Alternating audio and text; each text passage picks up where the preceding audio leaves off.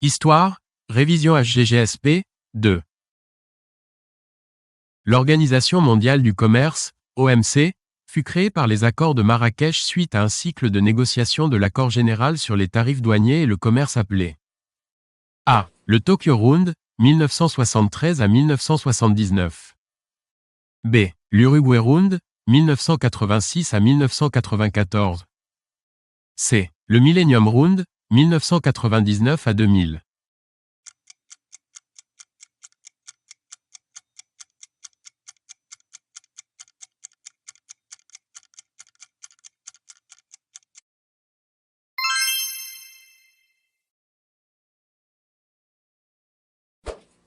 Le premier événement qui crée un net ralentissement de l'économie mondiale, au début des années 1970, est A. L'abandon de la convertibilité du dollar en or décidé par Nixon.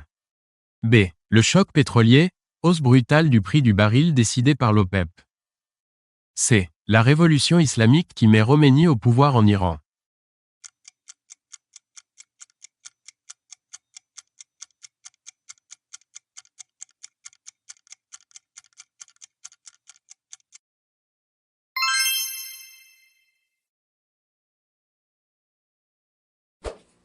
La solution keynésienne, relance de la consommation par la hausse des prestations sociales, n'a pas été tentée pour résoudre la crise par A. L'Allemand Helmut Kohl, chancelier de 1982 à 1998.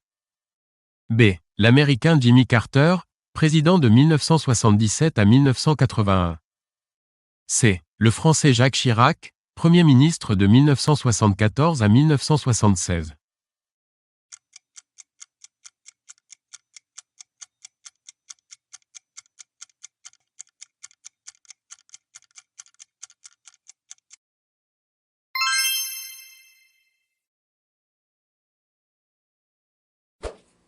Le chef de file de l'école néolibérale, courant rival du keynésianisme prônant la baisse de l'intervention étatique et des charges sociales, est A. L'Américain James Tobin, 1918 à 2002.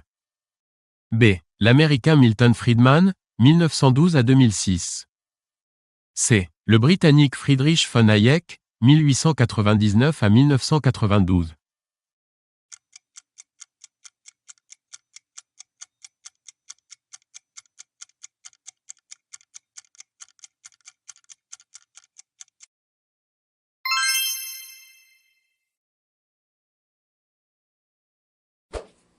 La dépression des années 1970 à 1980, dite vin douteux, ou vin médiocre, diffère de celle des années 1930, principalement, car A. Elle ne connaît aucune chute brutale de la production. B. Le chômage est beaucoup plus élevé, lié à la crise de la métallurgie. C. Elle est marquée par une hausse des prix à cause du pétrole, stagflation.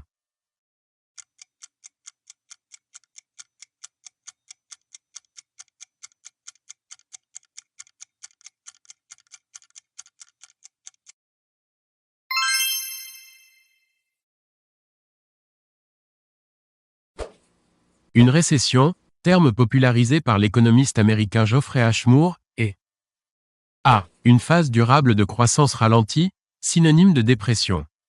B. Une baisse nette mais ponctuelle de la production, quelques mois. C. Un ralentissement subi de la croissance, qui reste cependant positive.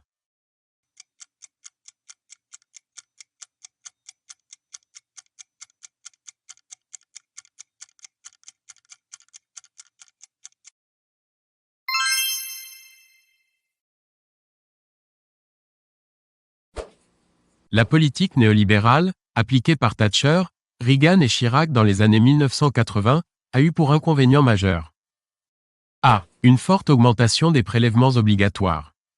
B. Une dégradation des déficits publics et du taux de chômage.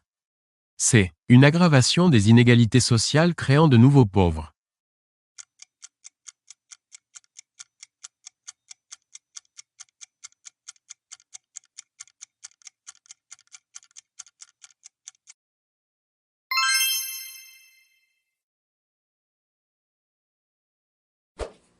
L'invention brevetée en 1948 par des ingénieurs américains de Bell, qui a permis un grand essor du secteur électronique, fut A. Le transistor. B. Le laser. C. Le microprocesseur.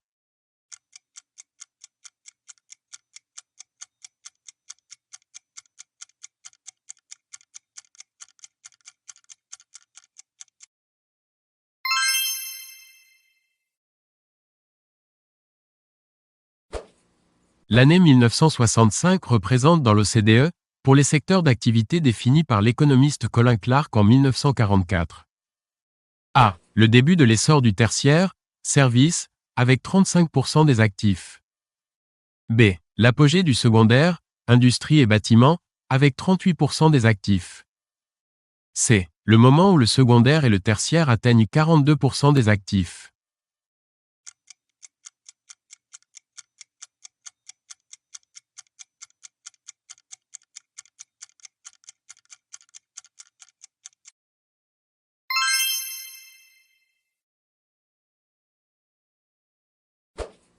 L'économiste qui explique les cycles de croissance par une succession de vagues d'innovation, théorie de la destruction créatrice est A. L'allemand Alexander Gerschenkron, 1904 à 1978. B. L'Autrichien Joseph Schumpeter, 1883 à 1950. C. Le Soviétique Nikolai Kondrassiev, 1892 à 1938.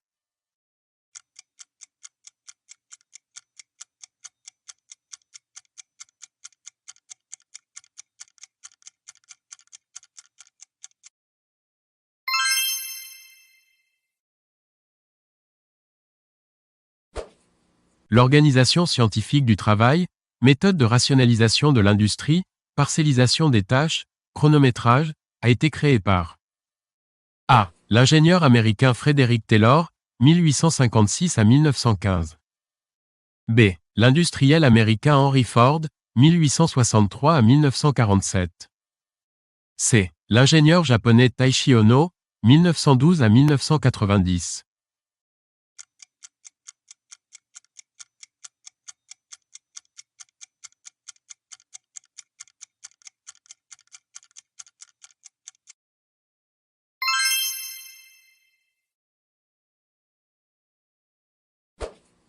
Pendant les Trente Glorieux, le « compromis fordiste », étudié par le sociologue Hugues Bertrand et remis en cause en 1968, désigne A. L'octroi de prix préférentiels aux ouvriers clients de leur entreprise.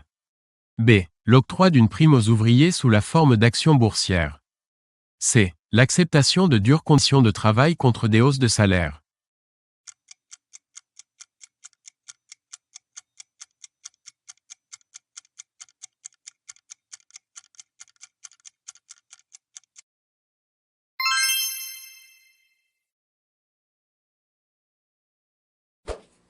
Les secteurs clés de la troisième révolution industrielle, apparus dans les années 1970, sont A. La conquête spatiale, les énergies renouvelables, la métallurgie. B. Le nucléaire, la chimie, le transport aérien. C. L'informatique, l'électronique, les télécommunications.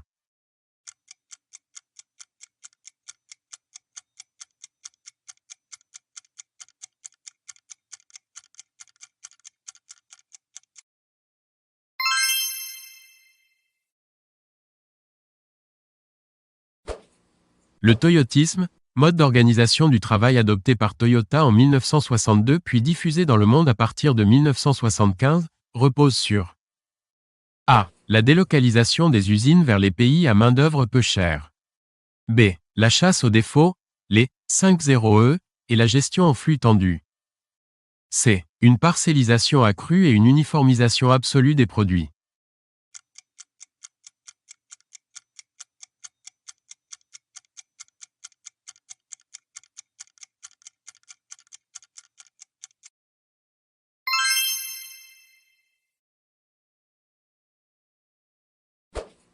Le baby-boom, explosion démographique d'après-guerre en Occident qui stimule la consommation, s'achève d'après les démographes.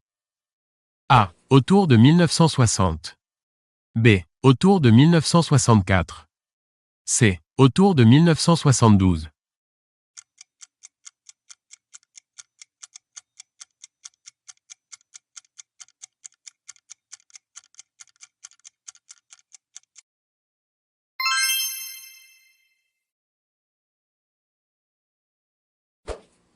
Face à la société de consommation, le mouvement de contestation étudiant de 1968 adopte globalement une attitude A. De défiance, car elle procure moins de pouvoir d'achat aux jeunes.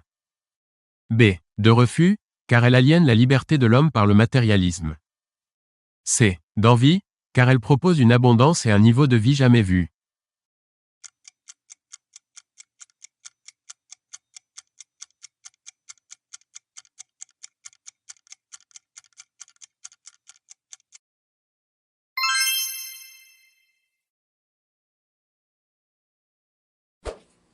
L'avocat américain Ralph Nader, né en 1934, s'est fait connaître aux États-Unis dans les années 1960 en A. Menant des actions collectives de consommateurs.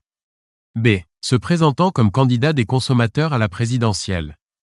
C. Dénonçant la société de consommation et ses dérives.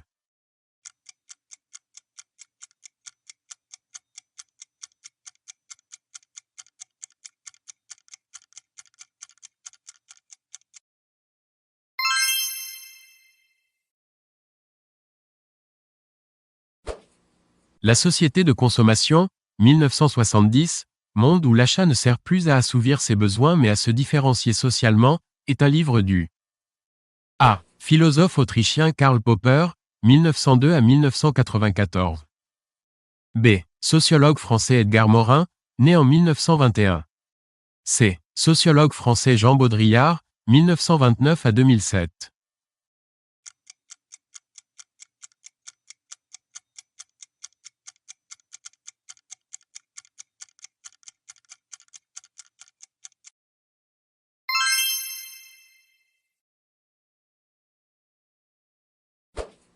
Les produits phares de la consommation dans les pays industriels au cours des années 1960 sont A. Le téléphone, la chaîne Wi-Fi, le lave-vaisselle.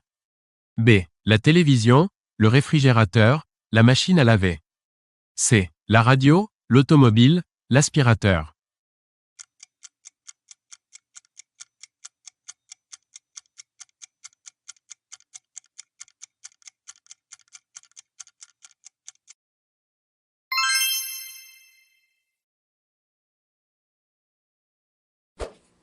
La standardisation des modes de vie, voiture, vie urbaine, mode vestimentaire, est principalement à mettre en relation avec A. Une idéologie qui met l'accent sur le groupe au détriment de l'individu. B. La diminution de la variété des produits de consommation. C. La diffusion de puissants modèles dans la publicité et les médias.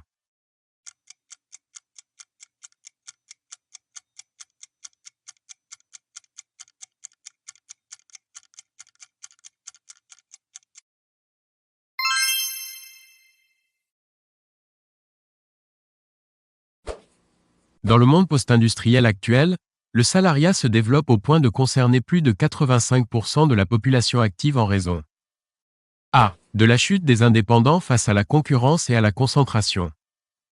B. De l'essor des cols blancs, cadres, face aux cols bleus, ouvriers.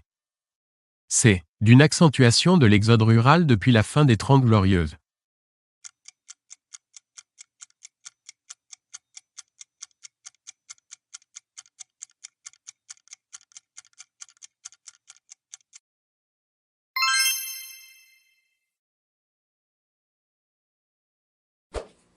Le premier grand événement retransmis en direct et en Eurovision à la télévision fut A. Le couronnement de la reine Élisabeth II d'Angleterre en 1953. B. Le sacre du pape Paul VI à Saint-Pierre de Rome en 1963. C. Les premiers pas de l'homme sur la Lune en 1969.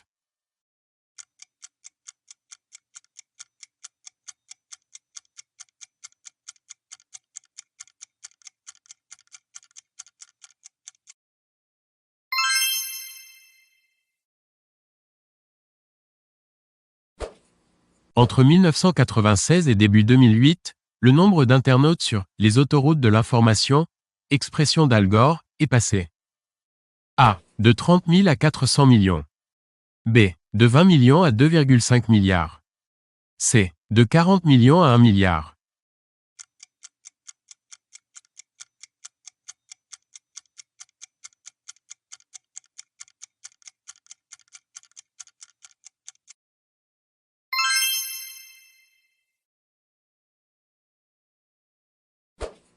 L'artiste américain Andy Warhol, 1928 à 1987, qui avait prédit à chacun son quart d'heure de célébrité mondiale, est le chef de file. A. De l'art brut, spontané et sans démarche intellectuelle. B. De l'hyperréalisme, qui imite la précision photographique. C. Du courant, pop art qui utilise le montage photographique.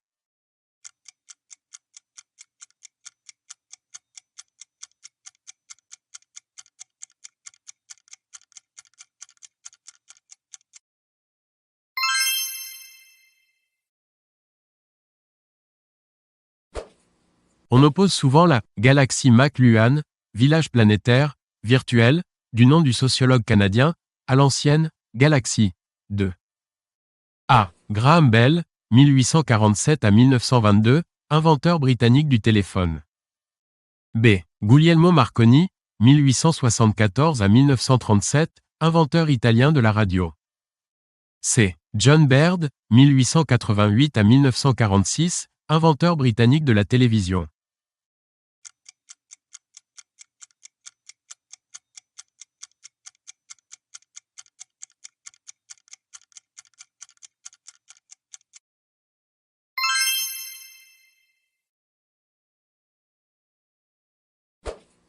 D'après le sociologue français Geoffre Dumazédier, La civilisation des loisirs, livre de 1962, doit avant tout son avènement à A. L'explosion de l'offre culturelle et médiatique.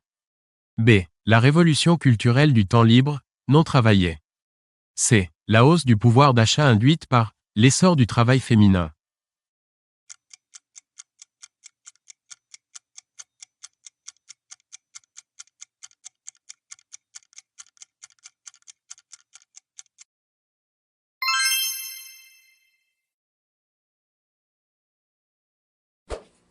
En 2008, on peut dire que la fracture numérique sur les nouvelles technologies de communication entre le Nord et le Sud A. Est plus forte que la fracture économique, pour des raisons structurelles. B. Tend à s'atténuer rapidement, grâce à la modernisation active du Sud. C. Ne fait que refléter l'écart de richesse entre les deux mondes.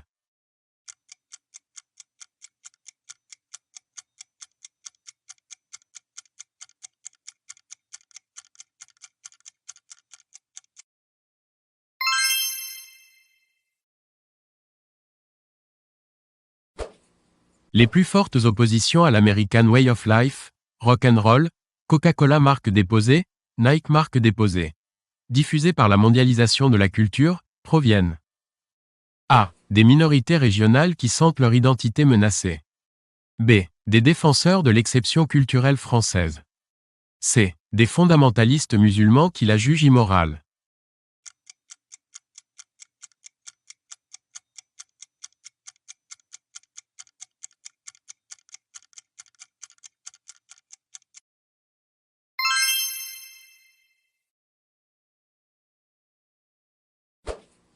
Les grands principes du modèle politique américain, démocratie, libertés individuelles, séparation des pouvoirs, ont été proclamés par A. La Déclaration d'indépendance de Philadelphie, signée le 4 juillet 1776. B. La Constitution du 17 septembre 1787, complétée par 27 amendements. C. Les 14 points du président Wilson, présentés le 8 janvier 1918.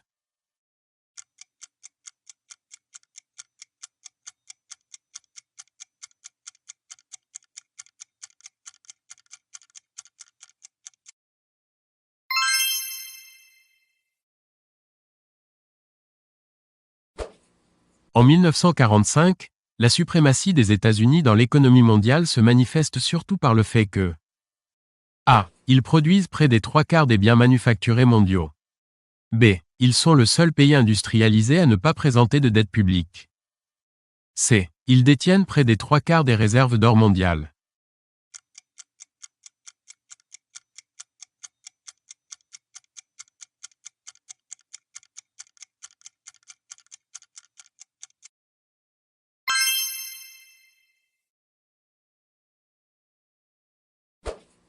Le jeune et charismatique président américain qui fut le symbole de la prospérité et de la fermeté des États-Unis pendant la guerre froide est A. Dwight Eisenhower, président de 1953 à 1961.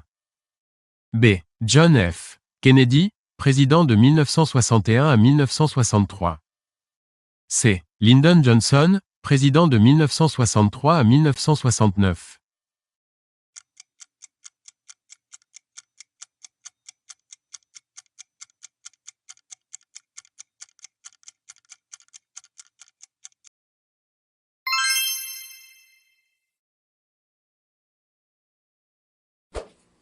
Le système bipartite américain comporte des démocrates et des républicains, qui furent des présidents républicains, plus conservateurs.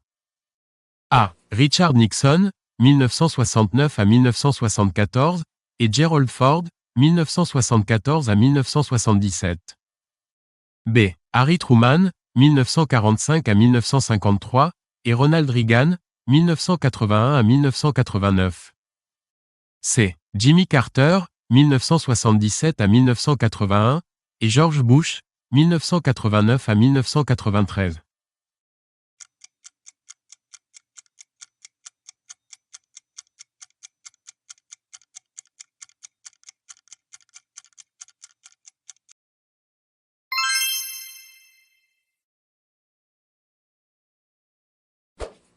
Le concept de « modèle idéologique », notamment étudié par l'historien Serge Bernstein, recouvre A. Un système politique organisé, avec des institutions et des élections.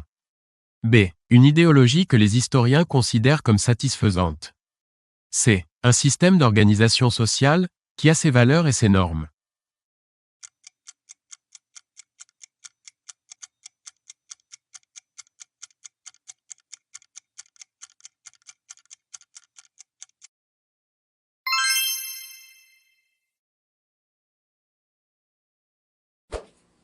Triomphant aux États-Unis, le capitalisme est un système économique qui autorise la recherche du profit, quant au terme libéralisme.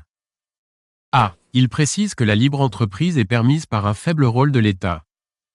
B. Il précise que cette recherche s'effectue grâce aux libertés politiques. C. C'est un synonyme de capitalisme, surtout employé par les Européens.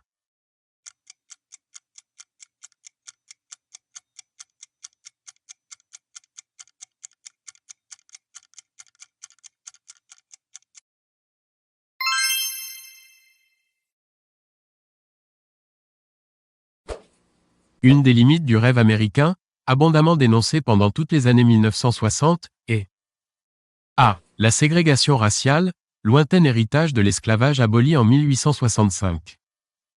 B. La faible protection sociale pour les pauvres et les personnes âgées. C. Les pouvoirs excessifs du président, scandale du Watergate en 1972.